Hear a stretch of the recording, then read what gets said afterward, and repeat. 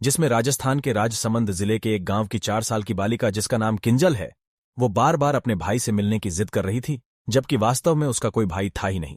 4 बहनों में सबसे छोटी किंजल ने रो रोकर पूरा घर सर पर उठा लिया कि उसका नाम तो उषा है, उसके भाई का नाम पंकज है और वो पास ही के गांव में रहता है। मुझे बस उससे मिलाने ले चलो। बार बार की जिद पर पिता ने अंत में ध्यान दिया और पास के गांव जहां का नाम किंजल ले रही थी वहां खोज निकलवाई तो पैरों तले जमीन खिसक गई। उनके पड़ेढोस के गांव में वास्तव में पंकज नाम का युवक रह रहा था और उसकी बहन का नाम उषा ही था, जिसकी मृत्यु जलकर हो गई थी। फिर जैसे ही इस 4 साल की बच्ची को अपने पुराने जन्म के गांव में ले जाया गया तो ये एक एक चीज पहचान गई, यहां तक कि एक फूलों का गमला जो इसने पिछले जन्म में खुद अपने हाथों से रोपा था, उसे घर में ना पाकर बड़ी दुखी हो गई और भाई से प्रश्न कर लिया। भाई ने फूल लगाने वाली घटना की साक्षी दी और जैसे ही अपने माता पिता जो अब दिवंगत हो चुके थे उनकी तस्वीर किंजल को दिखाई, वैसे ही वो बच्ची फूट फूट कर रोने लगी। सनातन धर्म के पुनर्जन्म सिद्धांत का एक और जीता जागता उदाहरण। इस घटना को परखकर मेरे मन में कई सारे चरित्रों के नाम घूमने लगे, जिनमें अधिकांशतः पौराणिक वांग्मय से है। जैसे महान धार्मिक राजा प्रताप भानु को जब ब्राह्मणों ने गौमांस खिलाने के लिए राक्षस हो जाने का श्राप दिया, जिसमें वो प्रत्यक्ष रूप से निरपराध था, तब अगले जन्म में रावण बनकर सबसे पहले उसने धेनु और ब्राह्मणों का धर्म का नाश करना आरंभ कर दिया। पिछले जन्म वाली नैसर्गिक शत्रुता कैरी फॉरवर्ड हुई इस जन्म में भी।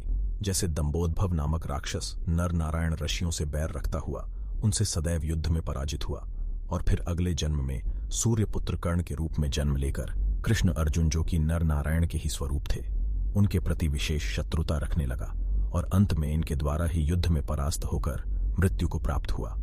वही पिछले जन्म के संस्कार इस जन्म में कैरी फॉरवर्ड हुए यहां भी।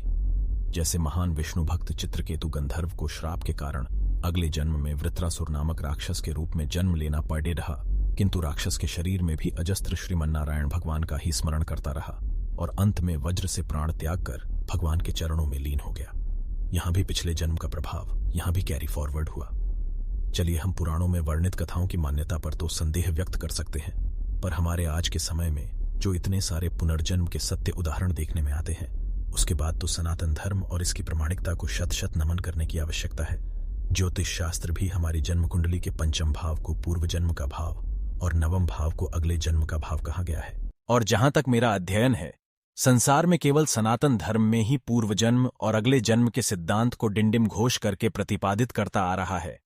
जन्म जन्म के पाप पुण्यों का हिसाब किसी चक्र की भांति चलते रहना सनातन धर्म में ही है। आप बताइए, इस सत्य घटना से बढ़ा आश्चर्य और क्या हो सकता है।